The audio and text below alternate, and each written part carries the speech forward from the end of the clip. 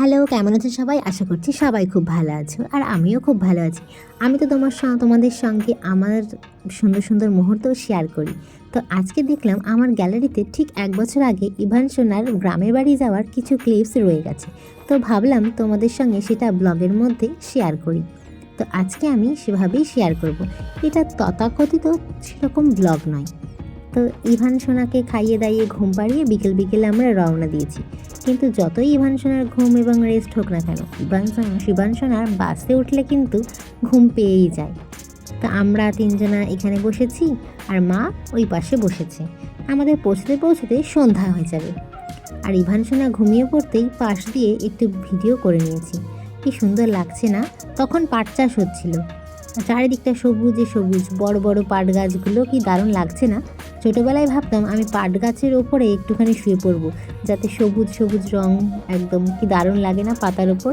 কি অদ্ভুত চিন্তা, তাই না? তো দেখো, দেখতে দেখতে সন্ধ্যাও হয়ে গেল। আর আমরা এখন দাঁড়িয়ে আছি মাঝদিয়া রেল ক্রসিংয়ে। এখন ট্রেন যাচ্ছে, সেই জন্যই আমাদের টোটোটা এখানে দাঁড়িয়ে আছে। আর ইভান সোনারও ঘুম ভেঙে গেছে আর সেও একদম অবাক হয়ে গেছে, ভাবছে কি ব্যাপার।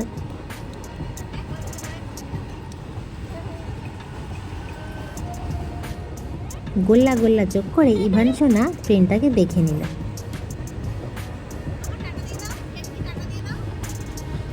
আর টাটা দিতেও শিখেছিল কিন্তু তখন। আর এই যে আমরা লটবহর নিয়ে যাচ্ছি এখন, তো এসে আর আমরা ভিডিও করতে পারিনি। তো এই যে দেখো, সকাল সকাল ইভান সোনার এখন স্নানের টাইম হয়ে গেছে। মা ওকে স্নান করে দিচ্ছে। বাড়ির সবাই মিলে ইভান সোনাকে স্নান করাতে ব্যস্ত। আমার এখানে কাজ নেই, অ্যাজ ইউজুয়াল মা কাকিমারা আছে, তো আমার এখানে কোনো দরকার পড়ে না। তবুও আমি দাঁড়িয়ে আছি, একটু ভিডিও করে নিচ্ছি। আর ইভান সোনার জলের তাপমাত্রাটাও আমি চেক করে নিয়েছি। ইভান সোনা খুব খুশি, জলের পোকা তো ও ছোটোবেলা থেকেই।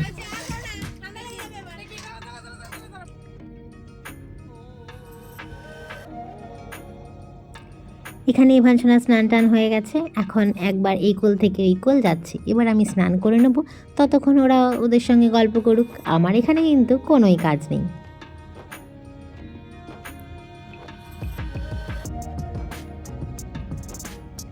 গ্রামের বাড়ি বা বাড়িতে গেলে একটা অদ্ভুত শান্তি লাগে, তাই না? যে ইভান সোনা টেক কেয়ার করার জন্য আমি ছাড়া আরও অনেকেই আছে এবং তারা সেই বিষয়টা খুব ভালোভাবেই হ্যান্ডেল করবে।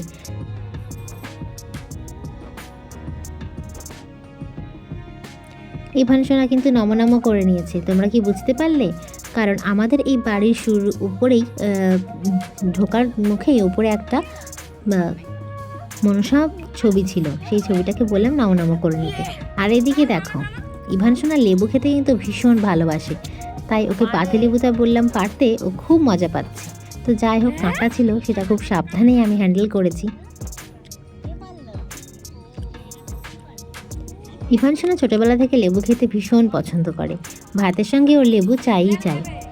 তো এখন আমি ইভান সোনাকে নিয়ে যাচ্ছি একটু পেয়ারা পাড়তে। আমাদের গাছের পেয়ারা হয়েছে একদম সামনে, হাত বাড়ালেই পাওয়া যাবে। তো চলো দেখি, ইভান সোনাকে নিয়ে একটু পেয়ারা পাড়ি। এই সুন্দর সুন্দর মুহূর্তগুলোই তো রয়ে যাবে, তাই না? ইভান সোনা হয়তো বড় হয়ে দেখবে এই ব্লগগুলো আমার।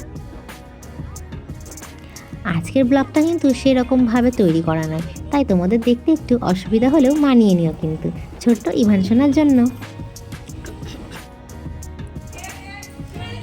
তো ইভানে স্নান টান হয়ে গেছে, খাওয়াও হয়ে গেছে। আর এদিকে ছোট মিমি, ইভানের ম্যামি আর কি, ও ছোট মিমিকে ম্যামি বলে, নিজে নিজেই নাম দিয়েছে এটা। তো সে গেছিলো কলেজ থেকে ফেরার পথে ইভান সোনার জন্য একটা ছোট্ট উপহার নিয়ে এসেছে। আর ইভান সোনার রিয়াকশান দেখেছো? ওর কিন্তু ফেভারিট জিনিস, তো তোমরাও দেখে নাও কি হচ্ছে ওটার।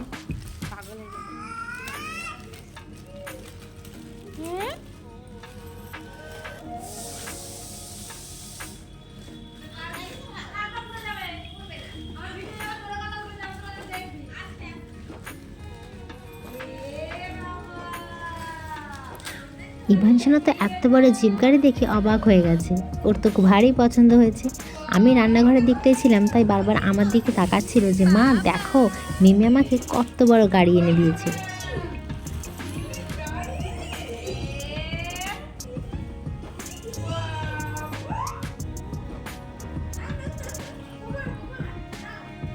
ইভান সোনা ওনার ভারী পছন্দ হয়েছে গাড়িটা।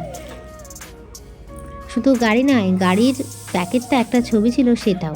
আর এই যে বীর পুরুষ ফাঁকা উঠোন পেয়ে হাঁটতে বেরিয়েছে, হাঁটছে দেখেছো? তখন সবে সবে ভালোভাবে হাঁটা শিখেছে। আর ব্যাস, সামনে ফাঁকা এলাকা পেরে ও একদম দৌড়চ্ছে। অ্যাকচুয়ালি আমি কোয়ার্টারে থাকি, তো কোয়ার্টারের সামনে মাটিটায় একটু পাথর পাথর আছে, তো ওকে নামতে দিই না। আর এই সুযোগে ব্যাটা নেমে পড়েছে দেখো। ওর খালি পায়ে হাঁটতেও খুব ভালো লাগছে, আর গাড়িটা যে এদিক ওদিক যাচ্ছে সেটা ওর খুব পছন্দ। এইভাবে তো খেলে না। খেলা করো, গাড়ি নিয়ে খেলা করো।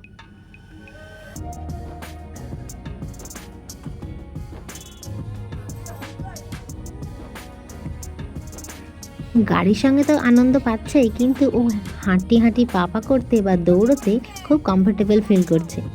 আর আমি বলছি, ইভানশু না, তুমি জুতো পরোনি, সেই কারণে এত খুশি। তো ইভানশু না খেলুক।